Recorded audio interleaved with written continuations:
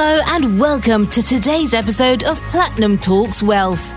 Emmy Nominated journalist Jennifer Rogers Markwell changed gears in her television career when she realized the need to help women make sense of investing. She regularly hosts educational workshops to empower women and others to take charge of their financial future. Now, join your host, Platinum Wealth Management President Jennifer Rogers Markwell, as she leads us into the world of money memories, money infidelities, and how these can mold our relationship with our personal finances as adults. Let's dive into today's episode.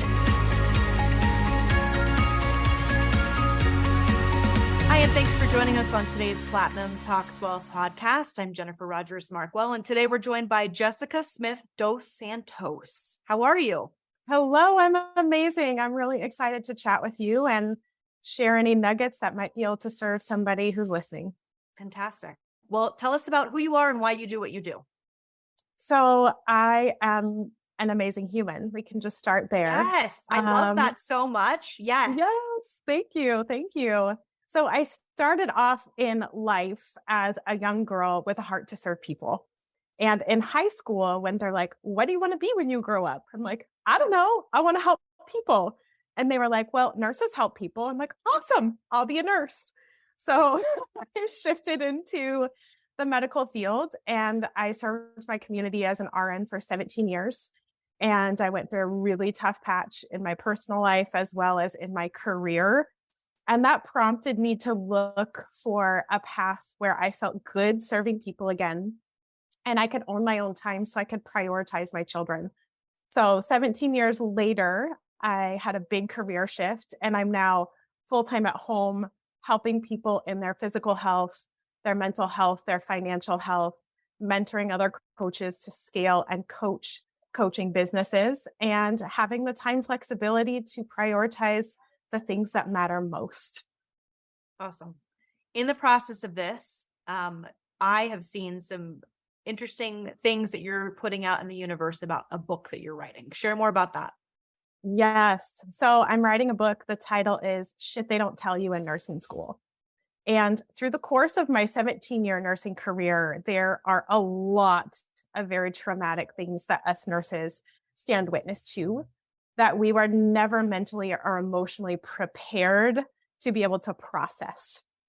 And because of that, I went through my own personal burnout, like rock bottom, drinking alcohol in the shower until I crawled my naked self to bed, crying on my way to work, really questioning my own worth, my own value, asking can I keep doing this? And then it got to the point where I was like, not this.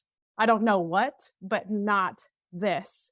And now on the other side of really bouncing back from that burnout, it is so clear to me that what they don't teach you in nursing school is how to process those big emotions. We are taught how to eat tacos and eat donuts and get a platter of cookies and go out after work and drink alcohol, or maybe even going as far as there's drug addiction and alcohol addiction. There's a lot of mismanaged emotions and ineffective coping in the medical field. And I really feel like if I had just had the tools to know how big those emotions were going to be and what a toll they would take on my soul, if I had had the tools to navigate those, you never know, I might still be in the nursing profession. But what came clear to me was that that was the piece that was missing as a foundation to nursing school. And I wanted to be able to share with fellow nurses, whether they're students or OGs, long time serving the profession, that there are ways to navigate the nursing profession without losing yourself in the process. And so through personal stories, and some of them are pretty graphic and pretty hard. I had to hire a therapeutic writing coach to support me through some of it because they were so difficult to write. I had to stop writing because I just didn't know how to move through that in a way that was powerful for other people. So I would say I'm probably about 3/4 done with the book. I just have to finish writing, and then all the rest of the process that comes with editing and title design and all the, book design, publishing, all the things. I'd love if you're open to sharing some of the snippets of your book and then also some of your techniques for getting to the point where you're thriving now. I mean, I feel like other folks that I've talked to in the nursing profession, and there's been several that we've talked to on the podcast, have very similar kind of thoughts of like, you're giving your heart and soul to what you do every day to, help support your patients and folks that are coming in and out, depending on what nursing, portion that you're doing. But there's definitely a similar tie there. And I think that would be invaluable for folks if you're open to share some of your stories and then also some of your coping realms. I would be so happy to share. So there are like some fun or more lighthearted, maybe a little gross stories. Like I open with a story. I title it the initiation to nursing: shit, piss, and puke. And I tell 3 stories of like really gross poop, really gross pee, and really gross throw up stories. But the poop one is probably the most hilarious because really it was an older gentleman, really, really crusty, like just angry at the world, who literally got joy in making other people's lives miserable.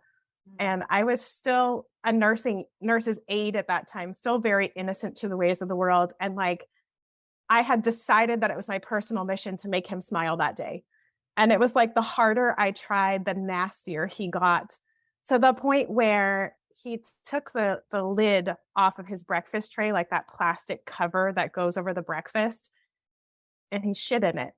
And he set it on the bedside table, like waiting joyfully for me to come back and pick it up. And I just like, I share in detail, like the emotion that I felt. Like I was like disgusted and frustrated and like just shocked, really. Like they don't tell you that in school. They don't tell you how nasty people can be. And I just remember like a little part of my innocence died that day. Oh. But like in the process, a part of my strength was also born. It's like, you never know how strong you are until you're challenged to past the point where you didn't even know strength existed. So there's a lot of stories like that. And there are some that are really, really difficult. Like I mentioned, I had to stop writing. There was one specific story of a girl, and I still might get emotional telling this story, but she was a young girl. She was probably, I think she was like 18 months old. Her parents had left her dad specifically had left her unattended in a bathtub and came back to found her fully submerged and unconscious. Oh gosh. And it's the story of him like removing her from the bathtub, putting her in the car, driving her to a psychiatric hospital because like, he panicked. But by the time she got to us, like it was just so hard to try to bring her back. And then the emotions, and my children were about the same age as her. Oh gosh. And I didn't know how to separate like their all out torture, just like crying over her dead body in our trauma room, and try to separate that from picturing my children submerged in a bathtub. They don't tell you about that in nursing school. And those are the kind of scenarios that had me in my shower, drinking whiskey straight out of the bottle, just praying that I would stop feeling. Praying, because I didn't know, it was so overwhelming to me. I just wanted to stop. I wanted to stop feeling that pain. And so that's the power of this book, is to just really let nurses know that like we have a front row seat to some really intense human suffering.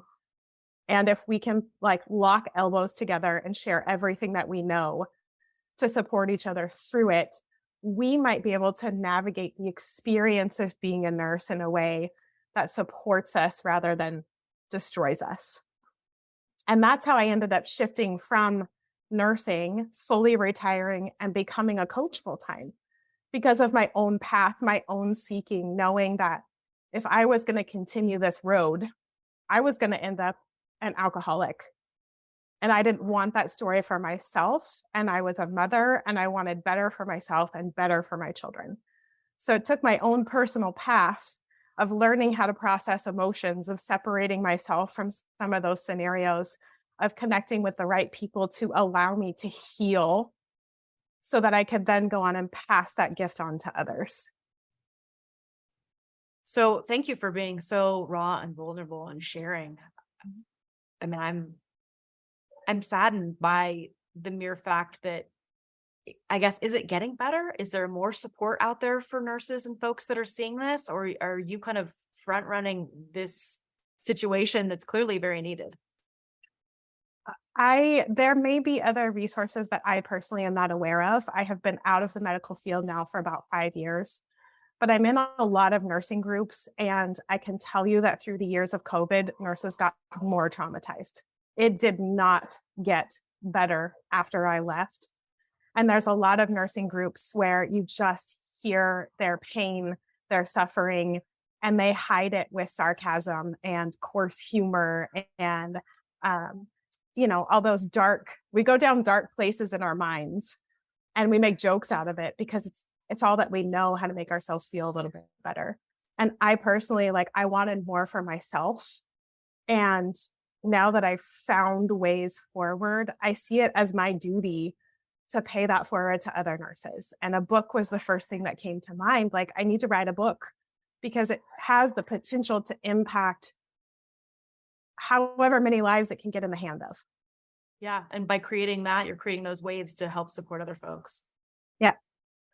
One interesting kind of common thread, and it may be common for you, it may not be, but with nurses, your emotions are so, from what I've been told and shared, is your emotions are so in your day-to-day existence of supporting people around you, clearly putting yourself on the back burner like you had shared, but also putting yourself on the back burner financially, right? That was one thing that I've heard a lot, is that we had no time for that. We didn't have time for ourselves. We had no time, stuck our head in the sands, and money wasn't even a thought or a thing. One thing we talk about on this podcast is money memories and money infidelities. So when it comes to money memories for you, what's an initial memory that you had as a, young person or a teen growing up that maybe you think molded your relationship to money as an adult? I grew up a farm girl. So we grew up on a ranch, had lots of animals. And my mom, for the most part, was a single mom through most of my formative years, my grade school, my middle school years. And I always remember her just working so flippin' hard. She was gone at 3:00 in the morning. She'd get home till 6, 7 o'clock at night. I was 11 years old, home by myself with my 9-year-old sister, my infant brother, running a whole farm, basically. I would get up early in the morning. I would feed the animals. I would clean out stalls. I would make sure everybody had water. I would come back home. I would work on laundry. I would work on getting food ready for my siblings. They would get up. I was basically a full-time mom at 11 or 12 years old. And I just always remember my mom saying, money doesn't grow on trees. And I always wanted to have the Nike shoes and the name brand t-shirts, some of the kids at school. But my mom either made our clothes on the sewing machine or we went to the thrift shop. If we did ever get name brand, it was usually hand me down. There were a few times in our lives that we got something brand spanking new that was name brand, and we felt really special. But it definitely planted that seed of what's really necessary here. You have clothes on your back. You have food in your belly. It might not be name brand, but there's just enough to survive. And I think that theme of survival has sometimes in different parts of my life kept me trapped from creating that true financial independence, that financial freedom that we all think would be really great for ourselves. But with that underlying story of there's just enough. There are so many times in my life where I was why can't I create more than just enough? And sometimes I really believe that it's that underlying programming, it's that energy in which you relate to your finances. And so my whole life, thank God, I've always had enough.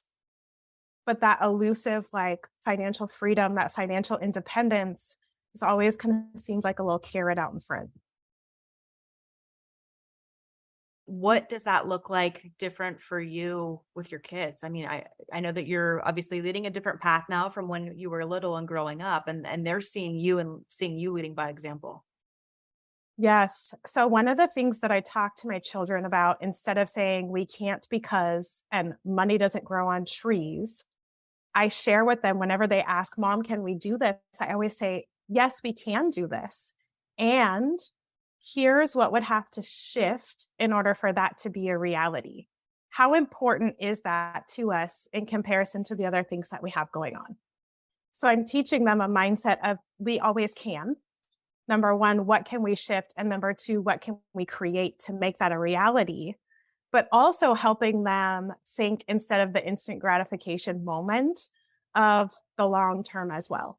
And how does this impact what we say we want as a family? And then also, like in the moment, I show them how to budget in real time. Like, okay, guys, our grocery budget for this week is $250. Like that's our goal. So we go into the grocery store, we connect with like, how much do we actually have? And then we have a little bit of fun, like making it competitive. So instead of being a slave at the end of the month to like, oh my gosh, where'd all the money go?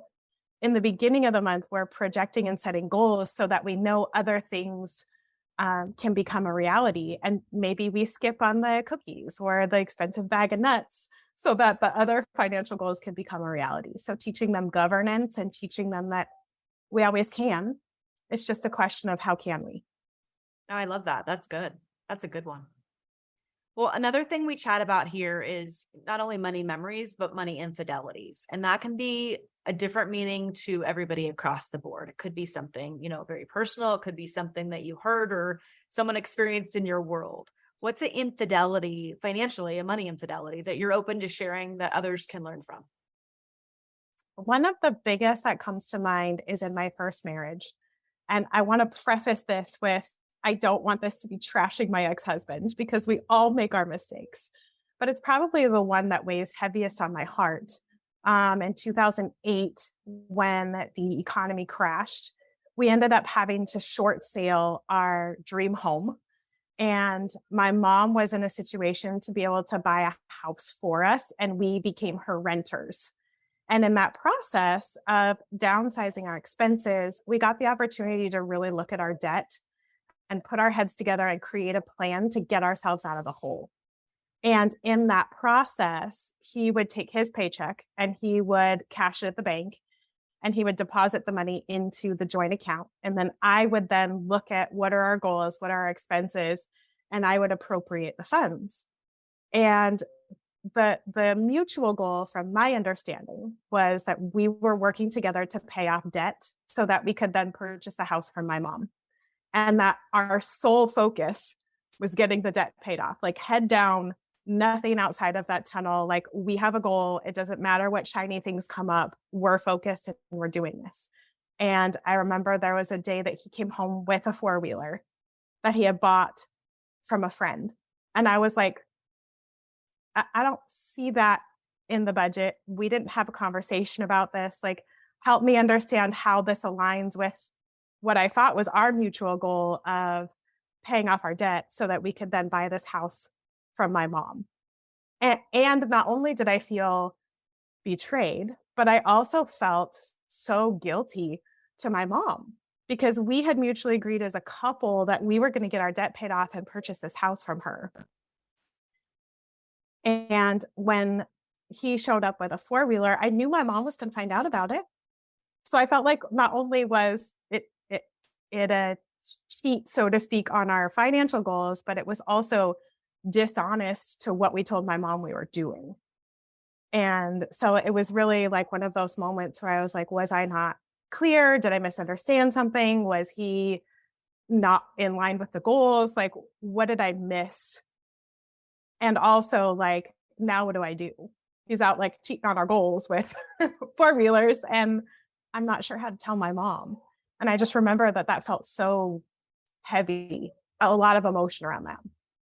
Yeah, no, I communication is a big one, right? A lot of divorces, breakups, that happens with partners over finances. And it kind of drills down to that communication. Like, are we on the same page? Are we not? Sometimes you are, sometimes you're not. Yeah. Yeah. Well, thank you for sharing that too. Sure.